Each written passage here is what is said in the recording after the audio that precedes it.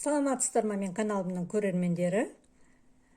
Бүгін мен сіздерге қарқаралы құрақтың тігу әдісін көрсететін боламын. Алдымен каналыма тіркеліп, лайк басып, комментарий қалдырып кетуді ұмытып кетпеңіздер. Олай болса, бізге керегі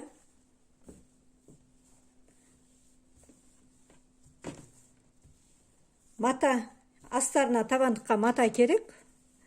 Ұзындығы 30 сантиметр, ені 16 сантиметр алдым. Ортасын сызғышпен бөліп аламыз. Мына беті 8 сантиметр, мына беті 8 сантиметр. Бұны қазір жұмыс барысында мен көрсететін боламын.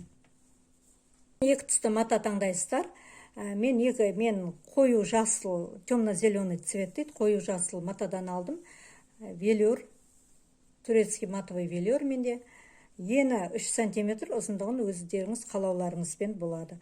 Сосын ақ екіншісіне айвари цвет. Бұл да ені 3 сантиметр, ұзындығын қалауларыңызбен болады. Мен енді құрақ тіккеннен кейін менде мынандай майда қиындылар өте көп, сондықтан арасына майда қиындыларды пайдаланамын. Атластың ортасын былай сызып алдын ала дайындап аласыздар, онда жұмыс барысында не себептен сызғанымды көрсететін боламын. Олай болса, кеттік, жұмысымызды бастайық.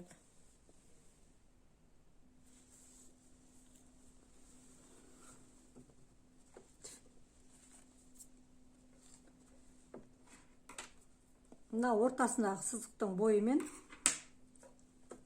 қиып алған квадратымызды қоямыз. Бірінші алдында сызып өткендей, дәл сол тұстың бұрышымен, дәл сол сызылған бұрыштың үстімен қайырамыз. 3 бұрыштап екі бүктейміз.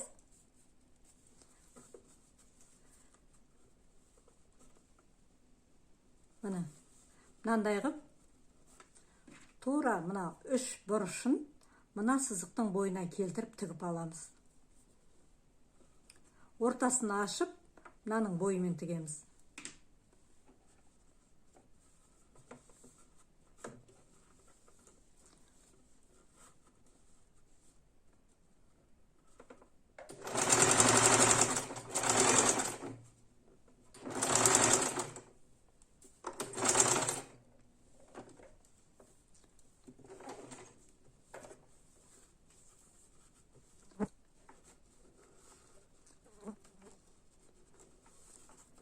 Сәл қисық кетіпті, оны біз сәл мынандай түзетіп аламыз. Мынаны бүйтіп ортасына, ұшын ортасына келтіріп алуымыз керек. Ұшын ортасына келтіріп аламыз. Әйтпесе құрағымыз қисық шығады.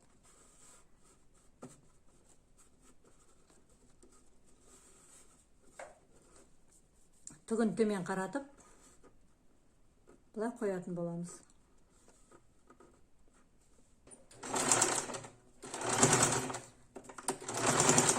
Бір бекітіп аласыздар.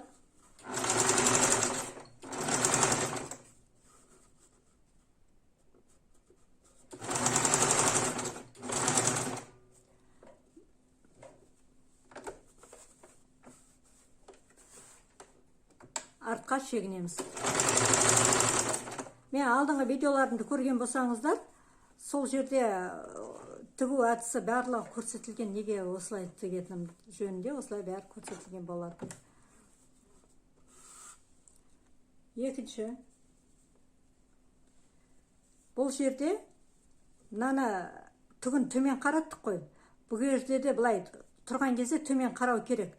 Бірақ тігетін кезде жоғары қаратып тігуіміз керек. Төменнен жоғары қарай тігіп жатырмыз, сондықтан мынаны жоғары қарай аламыз.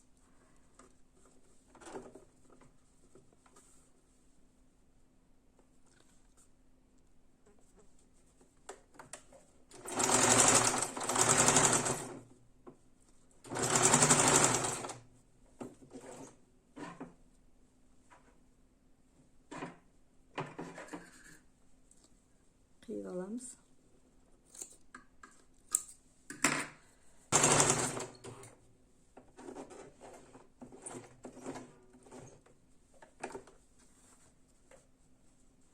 Сәл артқа қарай жүреміз.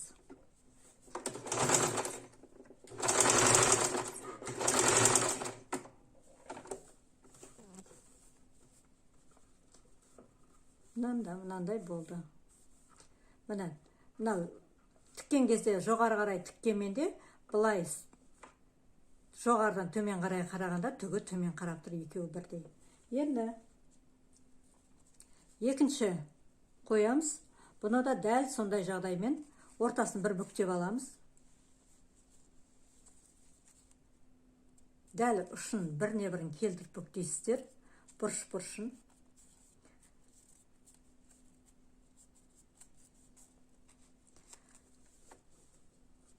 Қойып аласыздар. Мына қойған кезде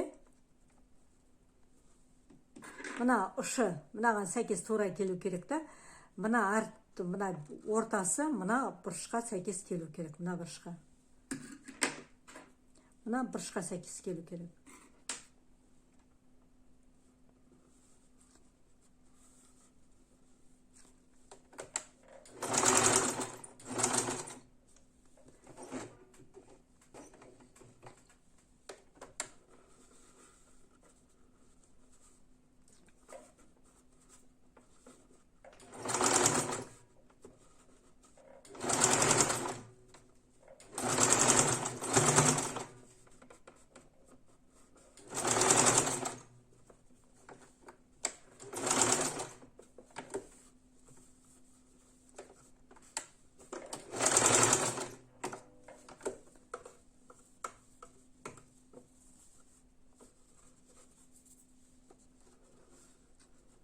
Ортасы келді. Мына ортасы келді. Енді түгін төмен қаратып, екінші қатарды тігеміз.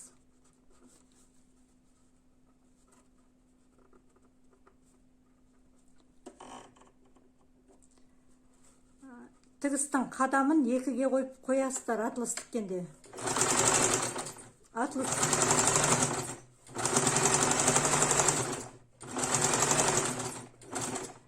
Тігістің қадамын екіге қойып аласыздар. Бағана айтуды ұмытып кетіппін. Өйткені бұл атлас сөгілгіш келеді. Сондықтан қадамын жиілетіп қоясыздар. Мынандай болды. Енді үшінші.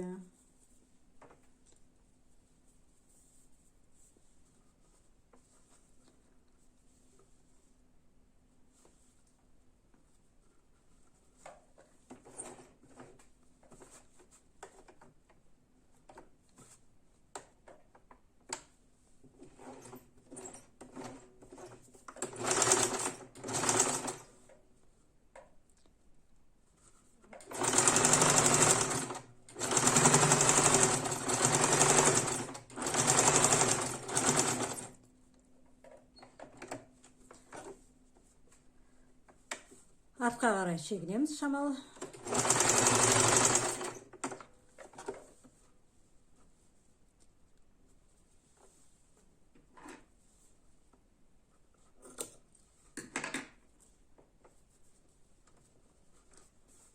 Мынандай болды.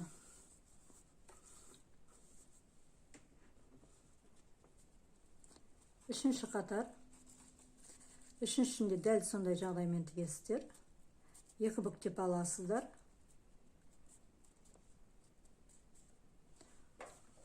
Ортасын белгілеп аласыздар.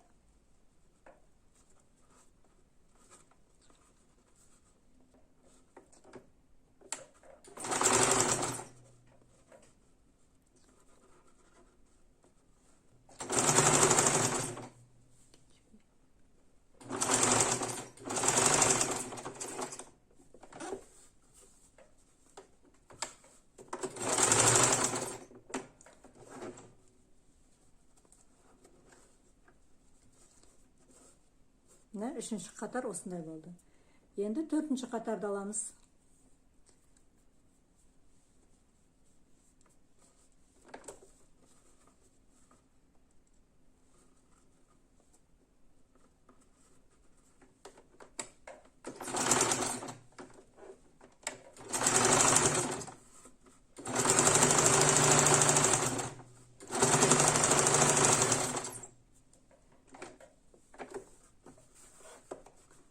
Артқа шегінеміз.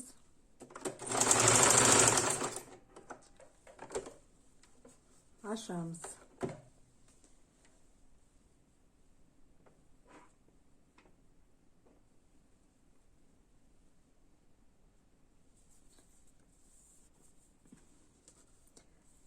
түгін жоғары қаратып тігеміз, жоғары қаратып ұстаймыз түгін.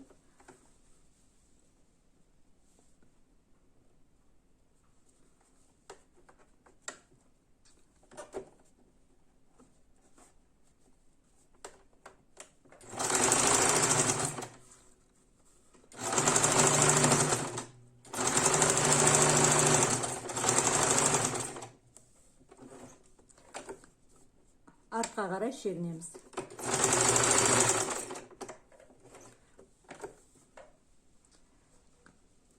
Шетін қиып аламыз. Өте қатты тақамайсыздар, мынадан сәл асырып қиясыздар. Өйткені қазір тіккен кезде мынау шығып тұру керек.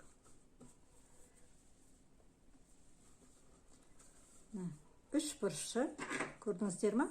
Бұрыштары біріне бірі сәйкес келеді.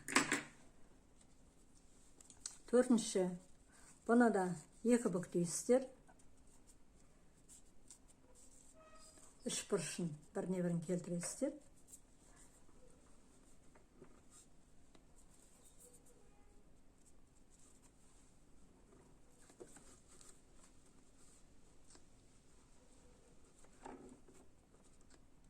Ұшын ортаға қоясыздар.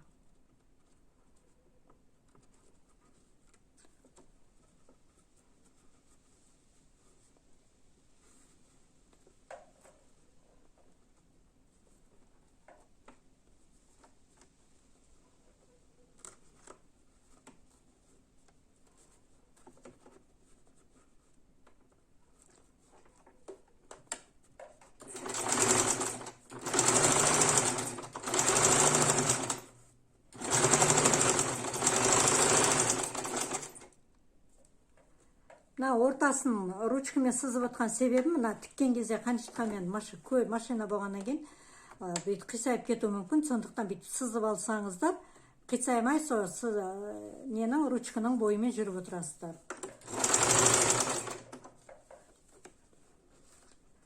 Мына тура келді.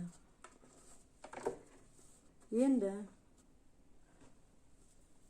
ақ лента түгін төмен қаратып тігеміз.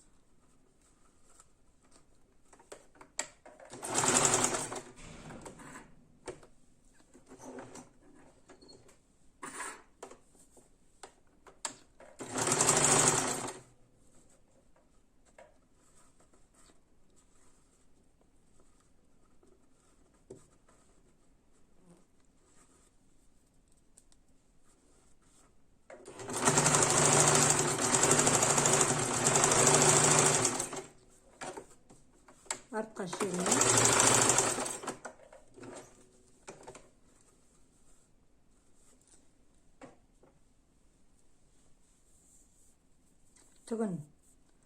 Түгін жоғары қаратамыз, көрдіңіздер ме? Былайынан тіккен кезде түгі жоғары қарап тігіледі. Кері қарай, артқа қарай тігіп отырмыз ғой, өйткені сондықтан түгі жоғары қарай тігіледі.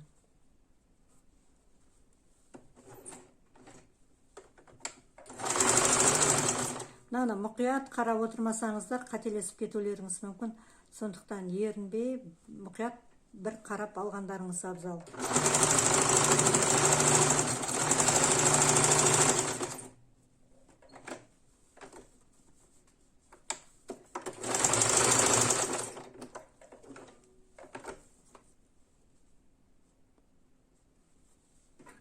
Шегін шамалы шетінен асырып тұрып қиямыз.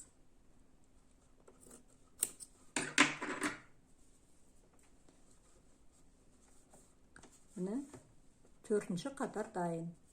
Бесінші қатар.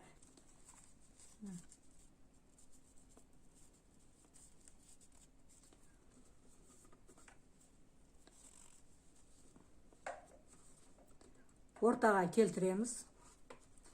Мына шетін мына тұсқа келтіреміз. Ортаға сәл итеріп, қойып тігеміз.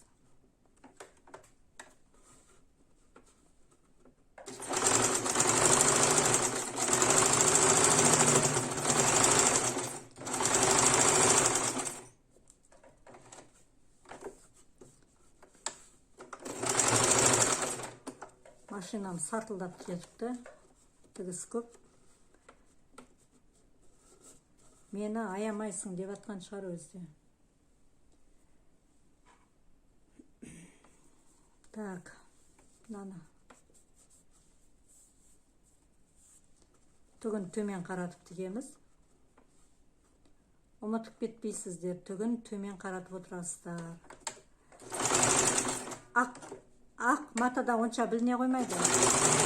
Ал басқа түсті маталар бірден білінеді.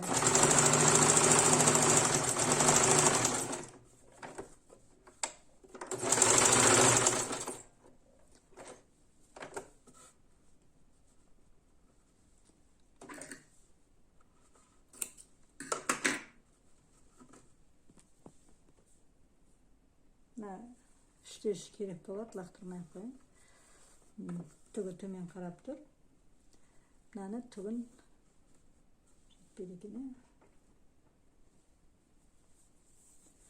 Түгін жоғары қаратамыз. Қолмен жайып аламыз, саусақтарымызбен.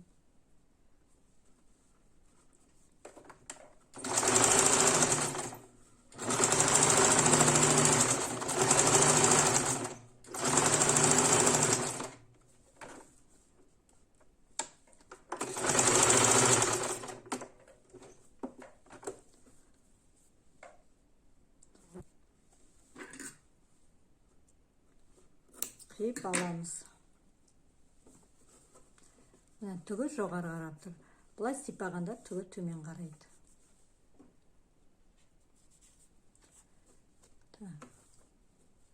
6-шы қатар. Бұны да дәл сондай тәсілмен тігеміз.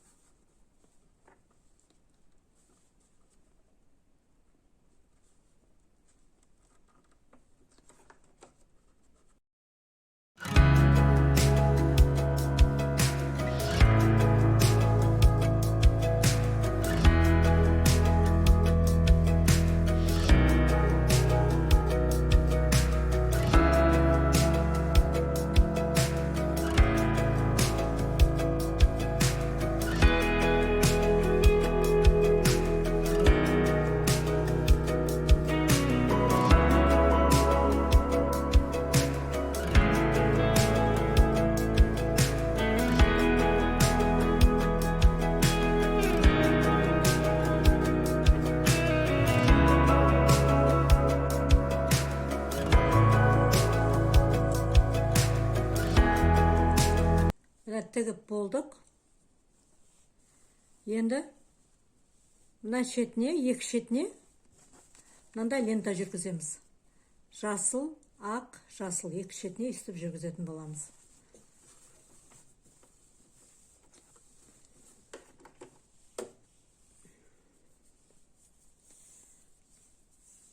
Мына жасыл лентаның түгін төмен қаратамыз. Түгін төмен қаратып тігеміз. Барлық құрақтардың негізі түгін төмен қаратып тігу керек. Мына жерден аламыз, мына шетінен аламыз. Мінекей, мына шетіне қою керек. Мынадан бұлай алып шығамыз. Мінекей, мына шетінен бұлай алып шығамыз. Бетіп кетпеу керек. Мына ақ қалып қоймау керек сыртында. Мынау біріктірілген, қосылған жерден, осы қосылған жердің бойымен тігіп өтуіміз керек.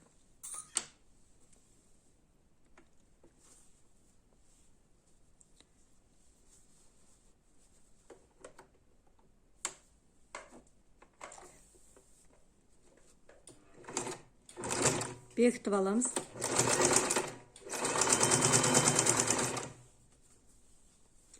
Осылай осынан тігіп шығамыз.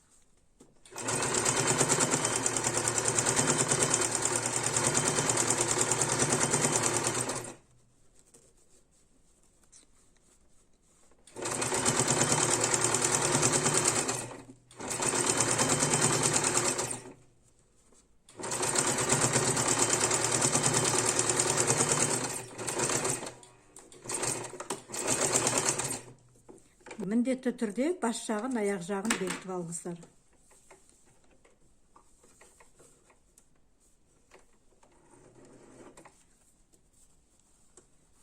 Енді ақ лентаны жүргіземіз. Мынадан былай қарта төмен қарай тігіп өттік. Енді ақ лентаны мына қайтадан бас жағынан бастап тіге бастаймыз. түгін төмен қаратамыз. Жанына қойып,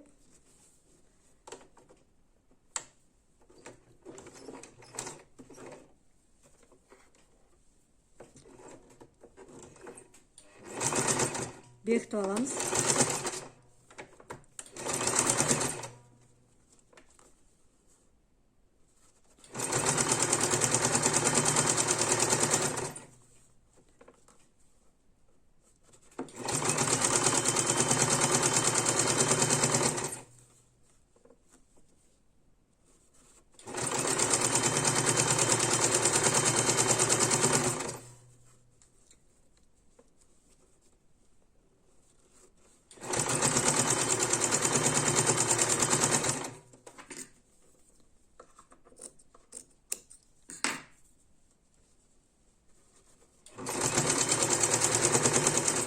Аяқ жағын бекітеміз.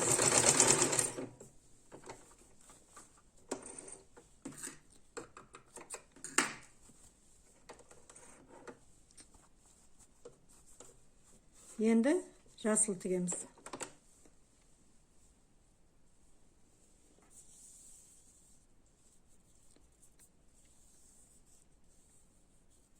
Жасылды да түгін төмен қарай тігеміз.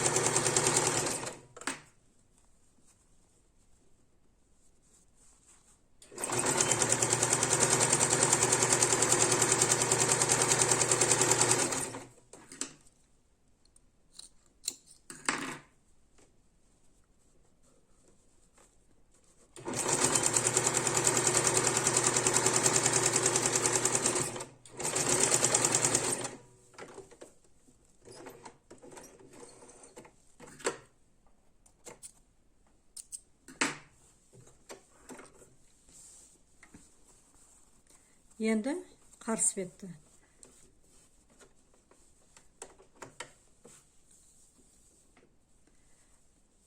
Қарсы бетті тіккен кезде түгін төмен қарай емес, жоғары қарай тігеміз, жоғары қарай қоямыз түгін. Өйткені мына бетті тіккен кезде былайынан бастап тіктік қой. Сол кезде түгі төмен қарап тұрды. Енді мына бетін тіккен кезде аяқ жағынан бастап төмен қарай тігеміз. Сол кезде түгі төмен қарай тұру керек, жоғары қарай тұру керек. Мінекей мына жақтікі де жоғары қарай болып қалды. Мынаны да жоғары қарай қыламыз. Осыны қадағалаңыздар. Осы құрақты тіккен кезде осы түгін қадағалаңыздар.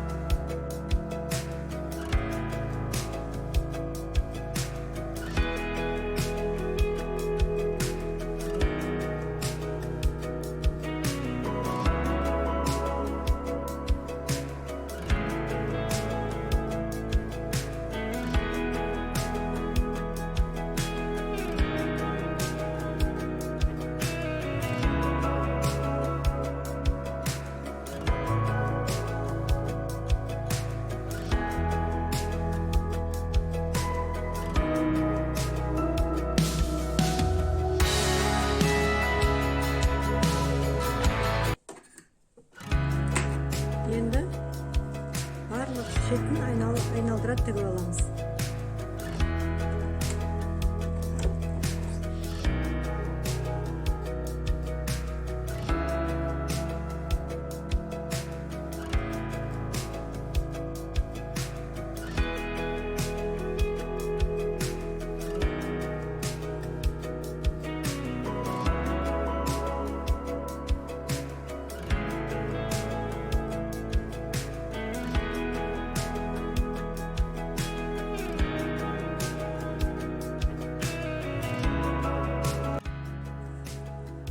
мынандай болды. Асты мынаны үзбей тігілгеннен кейін асты мынандай қандай аккуратно әдемі тігілген.